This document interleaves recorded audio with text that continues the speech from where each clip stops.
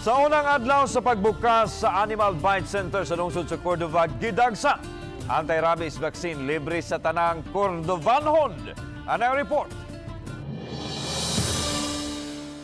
Niadtong Abril 14 sa Lapu-Lapu City Animal Bite Center, midangop si Shelo May Untong aron magpabakuna kontra rabies human siya mapaaki sa iyang binuhing iring. Og timing kay schedule niya kagahapong adlaw alang sa second dose sa anti-rabies mausab ang pagbukas sa Animal Bite Center sa lungsod sa Cordova.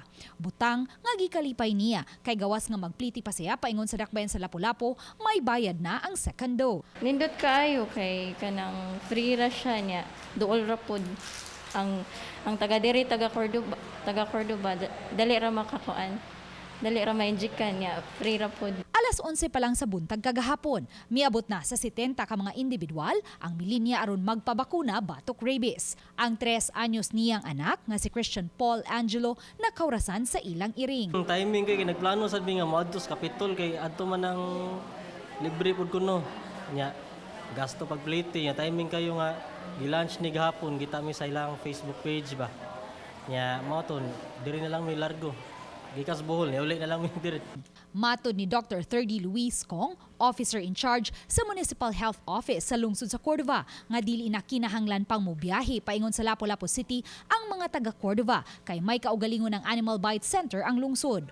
Og libre pa ang anti-rabies vaccine gikan sa first dose hangtod na sa fourth dose. Base sa estimate nga nakuha ni Dr. Kong gikan sa Lapu-Lapu City Health Office, matag adlaw mo average og 20 ka mga taga Cordova nga magpabakuna batok rabies sa Lapu-Lapu City Health Office kaniadto. Medyo nakurat mi kay daghan-daghan jud among gi-expect maybe mga 30, 40 ka book, but so far moabot jud mig mga 70 or 80 karon for the entire day. Medyo daghan-daghan jud ang kuan mga first dose karon. Summer months man medyo kuan irritated siguro mga iro hala mamaak jud sila, so medyo daghan-daghan among patients nga napansin. Samtang sa Lapu-Lapu City, mga barangay officials gipaubos sa Rabies Summit and Animal Welfare Orientation. Tinguha ni Dr. Janice Togonon, City Vet, nga hingpit nga mapatuman ang Anti-Rabies Act of 2007, ilabi na kay ika-15 ang dakbayan sa Lapu-Lapu sa may labing taas nga kaso sa rabies lukop nasod. Hinuon, way natalang mga tao nga namatay tungod sa rabies.